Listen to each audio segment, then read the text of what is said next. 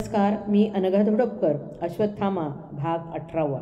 अश्वत्थाम्याच्या दिलेल्या आश्वासनानं ब्राह्मण सांगू लागला, एकदा माझे पणजोबा शंकर शास्त्री भट हे काशी विश्वेश्वर येथे पुराणाचं निरूपण करीत असताना ब्राह्मणांच्या वेशात तू येऊन बसलास. तुझ्या जखमेतून दुर्गंधी येत असल्यानं त्यांनी तुला ओळखून पांडुपुत्रांच्या झोपेत हत्या केल्याबद्दल तुझी निंदा निर्भत्सना केल्यामुळे चिडून जाऊन तू त्यांना शाप दिला होता. यापुढे तुझ्या कुलात कुणीही विद्वान निपजणार तर नाही, पण पुढची पिढी देखील निपुत्रिक, दरिद्री आणि भिक्षुक राहील. तुझा शाप खरा ठरला. शंकर भटाचे पुत्र विष्णू भिक्षक भट त्यांचा दत्तपुत्र मी हे निपुत्रिक झालो, म्हणून तुला जाब विचारण्यासाठी हाल अपेष्टा सोसून इथपर्यंत आलो. अश्वत्थामा ब्राह्मणाला म्हणाला, ही एक दंतकथा आहे, तरी गेल्या व्यासपौर्णिमेला त्यांना विचारीन.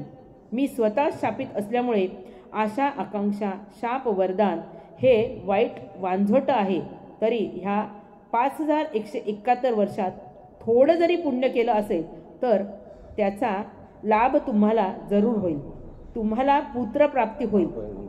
हा देवत्व संपलेल्या महाभारतातील अश्वत्थाम्याचा माणसाचा आशीर्वाद आहे आणि अदृश्य झाला. ब्राह्मणाला दिलेला आशीर्वाद खरा होण्यासाठी नाशिकला जाऊन त्र्यंबकेश्वराचा आशीर्वाद घेणं गरजेचं आहे. वाऱ्याच्या वेगानं डोंगरदरीतून मार्ग काढीत तो नाशिकला पोहोचला. गोदावरीत स्नान करून तो थकलेल्या अवस्थेत वडाच्या झाडाखाली अचेतन अवस्थेत प्रेतावत पडला होता. डोक्याभोवती माशा घोंगावताना पाहून एका गावकऱ्यानं तेल आणून दिलं. अश्वत्थाम्यानं पूर्ण बाटली जखमेत रिकामी करीत असतानाच एका जोडप्याला दिसल्याबरोबर एकदम मोठ्याने ते ओरडले, हा महाभारतातला अश्वत्थामा आहे, अश्वत्थामा. गोदावरीच्या घाटावर एकच कल्लोळ उडाला.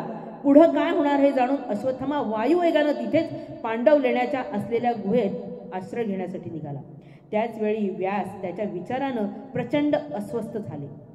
कलियुग वाचवण्याच्या संकल्पनेचा फक्त अश्वत्थामाच आकार देऊ शकतो. ज्या अर्थी कृष्ण त्याला शापमुक्त करत नाही, त्या अर्थी कृष्णाची देखील हीच अपेक्षा असावी.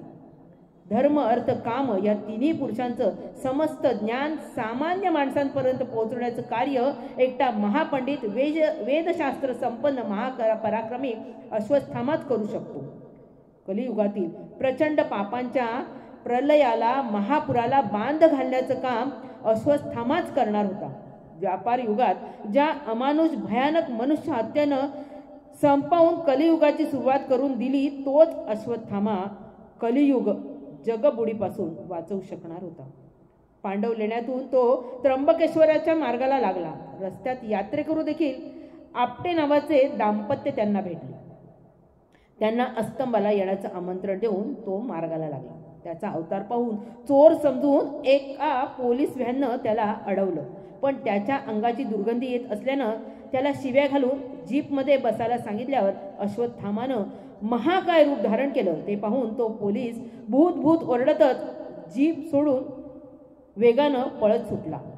परत अशी घटना घडू नये म्हणून अश्वत्थाम्यानं पुन्हा डोंगराचा आश्रय घेतला. त्र्यंबकेश्वराच्या पौरोहित्य करणाऱ्या घैसास नावाच्या ब्राह्मणास दृष्टांत आणि दर्शन दिले. धन्यवाद.